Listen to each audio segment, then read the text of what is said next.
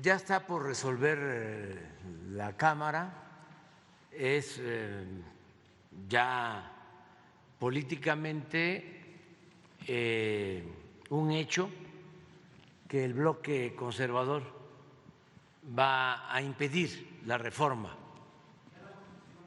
constitucional. Para el 6 de diciembre. Se pospuso para el 6 de diciembre. Pero, pues es tiempo, pero el bloque conservador no quiere que haya menos diputados, menos senadores, quiere seguir manteniendo a los plurinominales, quieren seguir entregando muchísimo dinero a los partidos, quieren que sigan los partidos nombrando, sobre todo los partidos al servicio de la oligarquía conservadora, a los consejeros, no quieren que los elija el pueblo. Eso es lo que ya resolvieron. El INE no se toca. Entonces, lo que vamos a hacer es proponer una reforma electoral, no la reforma constitucional, sino una reforma electoral que no se contraponga, que no viole la Constitución y que permita reafirmar principios establecidos en la propia Constitución. Por ejemplo, el que no se compren los votos, porque ¿qué tiene esta oligarquía y este bloque reaccionario y conservador? Básicamente, dinero, mucho dinero, y no aceptan que es lo mismo el voto de un campesino que de un potentado, que eso es la democracia. Entonces, antes, como todo era formal, podían mantener el principio de que todos los votos cuentan,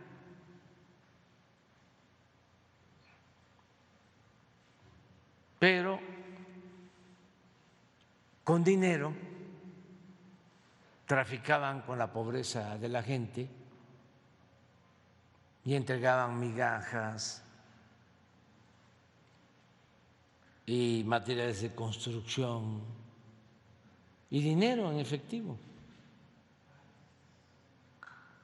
porque la democracia para ellos es el sistema en que todos los intereses cuentan menos el interés del pueblo. Entonces se sienten superiores. Entonces, la democracia es cuando ellos se imponen y mandan y dominan. Entonces vamos a buscar la forma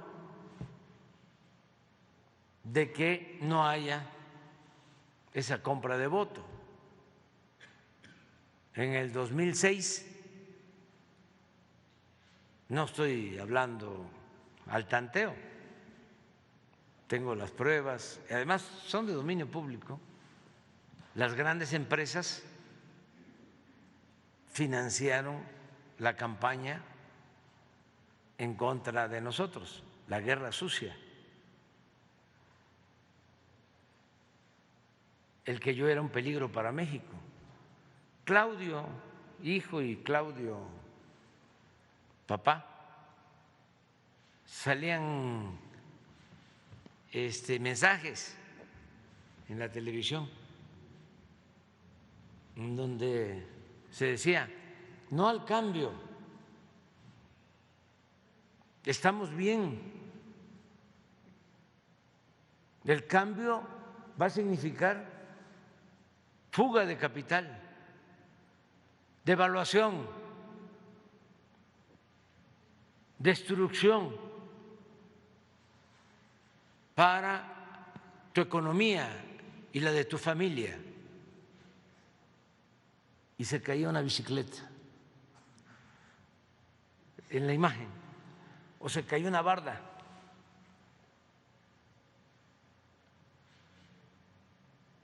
Y estaba prohibido que ellos participaran con dinero, y lo hicieron. Yo recuerdo, ahora son otras cosas, y qué bueno, ¿no? Pero recuerdo que estaba la campaña de que yo era un peligro para México, a todo lo que daba, en todos los medios, todos. Y teníamos nosotros nuestros mensajes limitados. Y de repente dejan de aparecer nuestros mensajes en el momento de más intensidad de la guerra sucia. Dejan de aparecer los mensajes en Televisa, los nuestros. Y vamos a ver qué pasó. Es que no han pagado. No, pero no debemos. Sí, pero tienen que pagar por adelantado.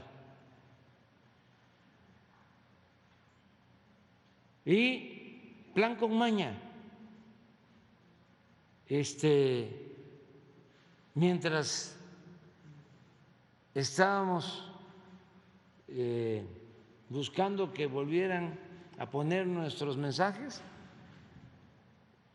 pasaron como 10 días.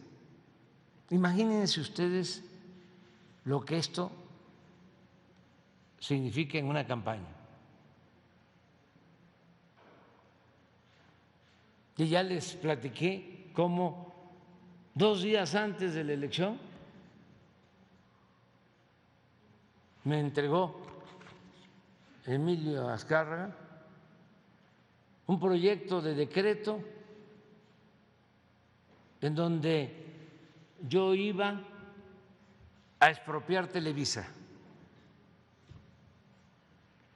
pero bien hecho,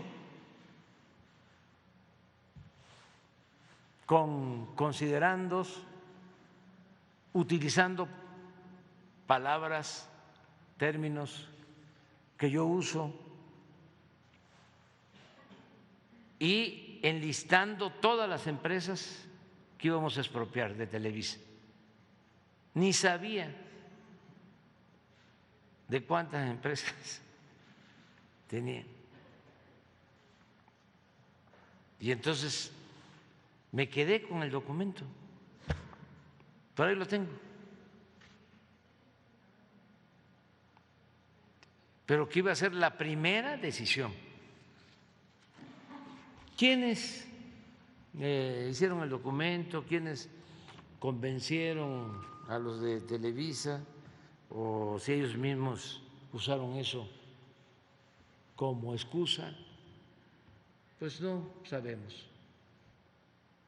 Pero de que se dio la reunión y me entregó el documento y que tengo el documento, sí.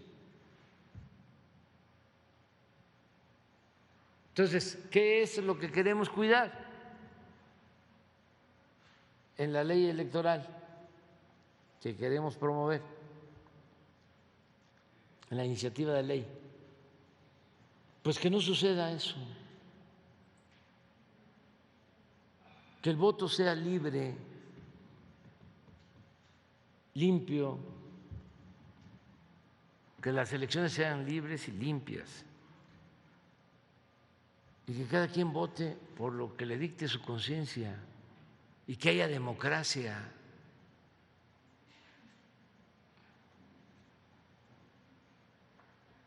Eso es lo que vamos a plantear. Pues a ver si lo hago este fin de semana. ¿Rechacen primero la constitucional? No, la voy a mandar. Si es que, no, ¿para qué espero? Si ya es de dominio público, que ya se pusieron de acuerdo, ya.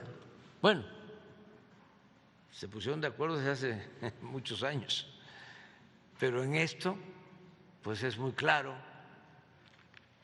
de que no quieren ninguna reforma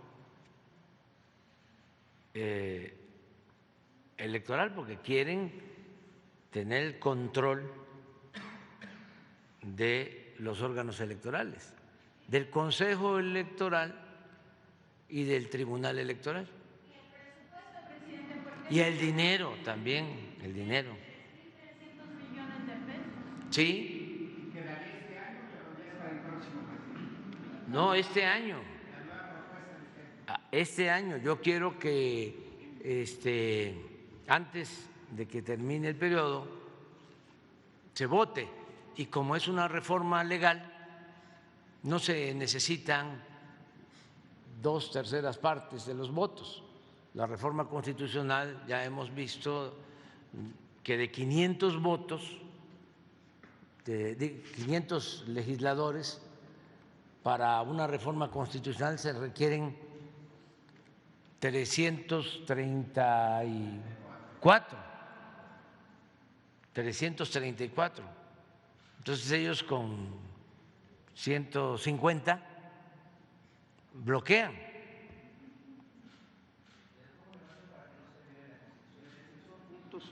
No se viola la Constitución, porque además es muy probable de que van a acudir a la Suprema Corte y la Corte va a decidir si es inconstitucional o no la ley en el caso de aprobarse, la que yo voy a presentar. Porque son cosas que están en la Constitución. Sí. ¿Cómo una ley podría no afectar la Constitución? Sí hay formas de hacerlo. Sí. Algo similar a la eléctrica. Sí, lo tengo bien analizado y los constitucionalistas y además existe la Corte, que no son como eran antes, empleados subordinados al presidente. Es un orgullo el que ahora estemos viviendo un tiempo en que los ministros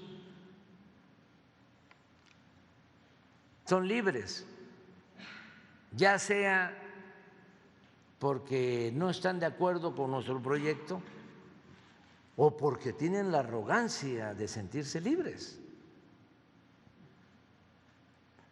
O sea, es interesante, no se pueden quejar. ¿O están bostezando ahora ustedes más que antes? Antes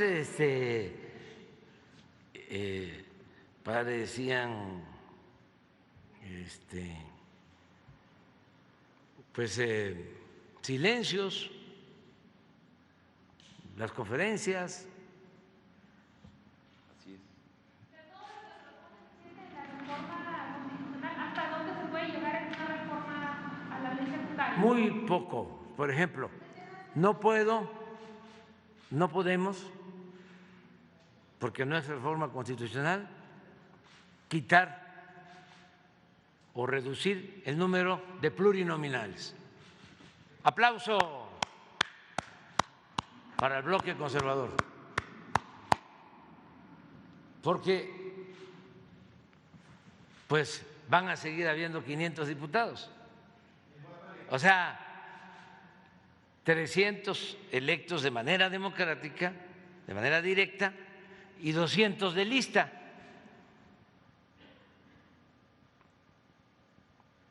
O sea, esto por la defensa, ¿no?, al INE. Aplauso.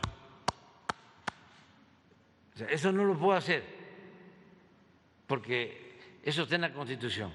Por eso estamos planteando la reforma de la Constitución, pero ya dijimos, eso no va a permitirse. Aplauso, no se le puede quitar dinero a los partidos.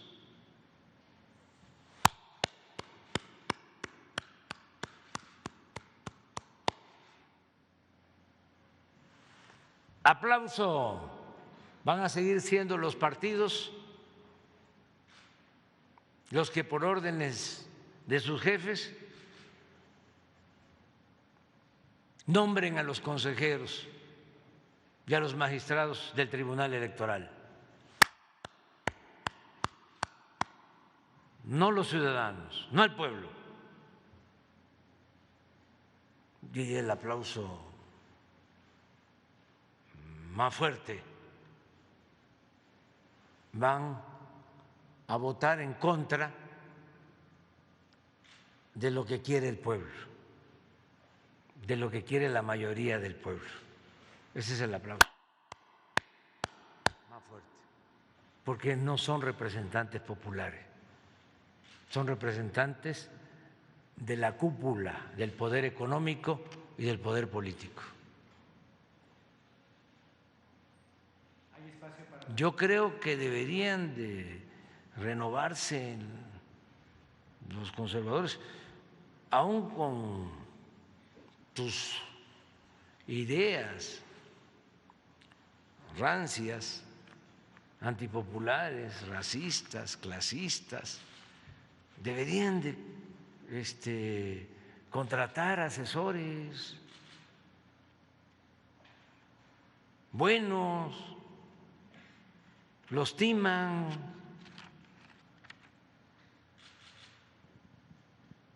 Imagínense, de político Claudio X González, si la política es un noble oficio, lo hemos dicho muchas veces, como el oficio del carpintero. Para hacer esto, pues se necesita saber, porque si no, pues queda todo chueco. El albañil, pues sabe, porque es un oficio.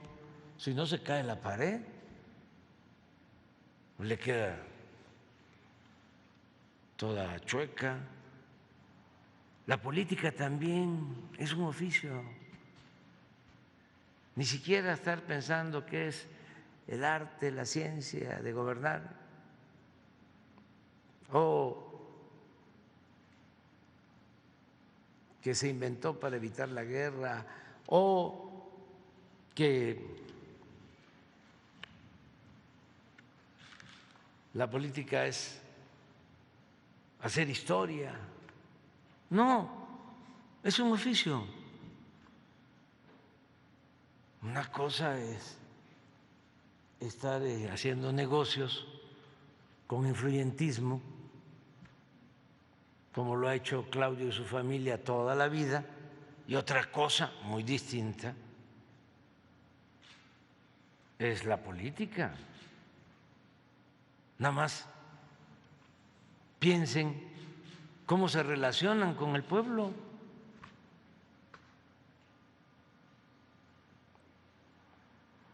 Ni siquiera le hablan a sus choferes, a sus trabajadoras domésticas.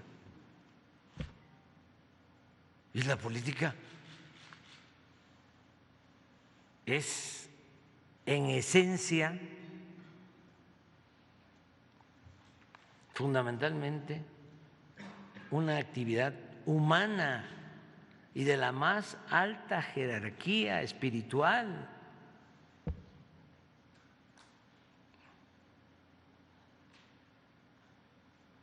Entonces, imagínense oponerse a una reforma que es para garantizar que haya democracia, como se opusieron a la reforma constitucional para proteger a empresas extranjeras en contra de la Comisión Federal de Electricidad, que es una empresa pública que se creó con el general Cárdenas, que se fortaleció porque se nacionalizó la industria eléctrica con el presidente Adolfo López Mateos, y que gracias a la Comisión Federal de Electricidad hoy pagamos menos luz que en España, que en Estados Unidos, que en otras partes. Y ellos, en vez de votar por proteger la economía del pueblo, votan para proteger a Iberdrola, una empresa española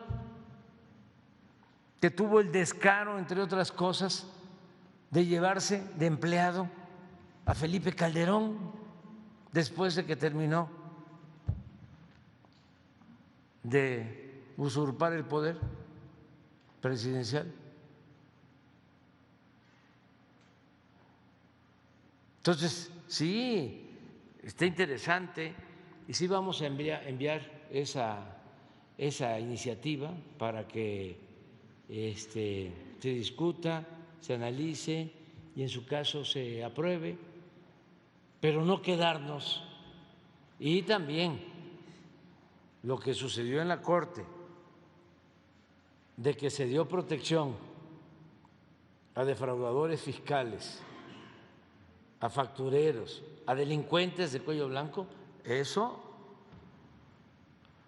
tiene que ir también al Congreso. De nuevo, voy a enviar una iniciativa. Como también, antes de que me vaya, voy a enviar la iniciativa de austeridad republicana, porque no puede ser que con amparos, con triquiñuelas, legaloides, estén ganando más que lo que gana el presidente. Muchos de estos defensores del INE y del régimen de corrupción. Y si el Congreso dice no, ya ese es otro problema. Pero yo voy a cumplir. Ambas serían constitucionales. No, la otra va a ser constitucional porque está en el artículo 127 de la Constitución, de que no deben. ¿Por qué no pones el artículo 127? Y lo están violando. Son amparos y actitudes leguleyas.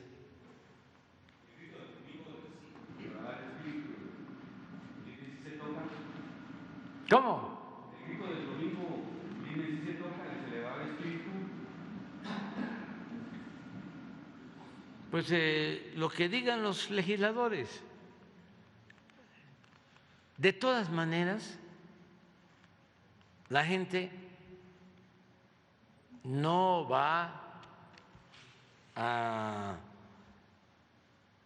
querer más de lo mismo o regresar a lo que había antes, a la corrupción. Y ya ahora ya se sabe más sobre la importancia de tener la mayoría en el Congreso. Entonces no es que como lo plantea Krause, ¿no? Muy vivillo. Dividan su voto para que haya equilibrio, no vaya a resultar un presidente autoritario con afanes dictatoriales. Entonces se necesita el equilibrio del Congreso. Nada, eso es para tener al presidente atado de pies y manos. Es como lo otro que inventaron, que ya está en la Constitución, los gobiernos de coalición, que es en la práctica lo que promueve el conservadurismo. ¿Qué es un gobierno de coalición? Que se hace una alianza y ya cuando se llega al gobierno, 3 secretarías para un partido, 4 para otro, 5 para otro. Se reparten el pastel. Imagínense si en una circunstancia de crisis, cuando se requiere una transformación, se va a poder avanzar en beneficio del pueblo. No, el gobierno se fracciona, no hay un plan para transformar, es mantener a la cúpula cooptada, comprada, y el gobierno paralizado sin atender al pueblo. Eso es lo que han venido promoviendo. Afortunadamente, pues no es así.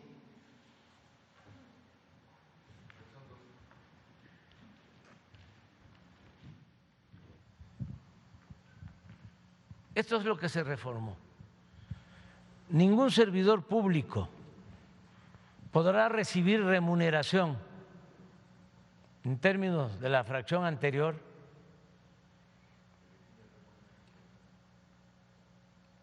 por el desempeño de su función, empleo, cargo o comisión mayor a la establecida por el presidente de la República en el presupuesto correspondiente. Ningún servidor público. Eso está en la Constitución. Pues esto no lo cumplen, porque se ampararon. Y como pues son juez y parte,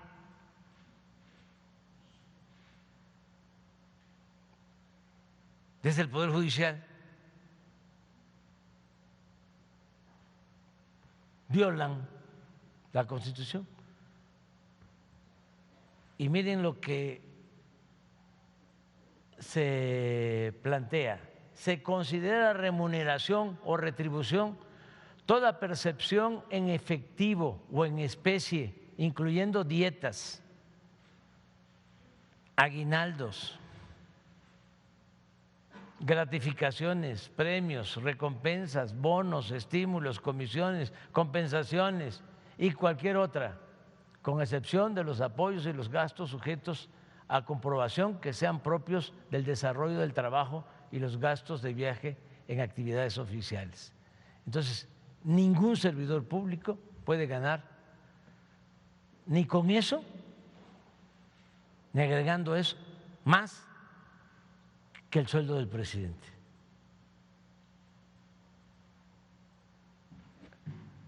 Entonces, vamos a ver ahora qué hacemos si ya está en la Constitución y lo violan.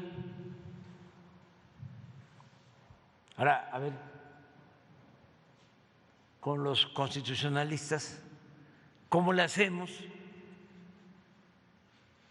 para hacer valer la Constitución? Lo otro que quitaron, por eso tiene que ser una reforma de austeridad republicana de Estado, porque se había decidido que terminando un funcionario no podía irse a trabajar a una empresa privada, a un banco, como era la costumbre. Todos los directores de Pemex, casi todos, terminaron trabajando en empresas petroleras privadas. Imagínense, se llevaron toda la información sobre los yacimientos petroleros a trabajar empresas particulares. Los que trabajaban en Hacienda también a los bancos. Y lo más indignante y vergonzoso es que Zedillo termina y se va a trabajar a una empresa que se quedó con los ferrocarriles nacionales, que el presidente Zedillo privatizó, y se va a trabajar de asesor. Uno de los que era director del FOAPROA, terminando el famoso rescate, se lo llevó un banco a trabajar, un banco privado que se benefició con el rescate. Y el caso de Calderón, que termina y se va de consejero de Iberdrola. Bueno, eso ya se había aprobado en una ley de austeridad que enviamos. Lo echaron abajo en la Corte. Entonces vamos a volver a lo mismo. ¿O lo dejamos así y ya? No. No.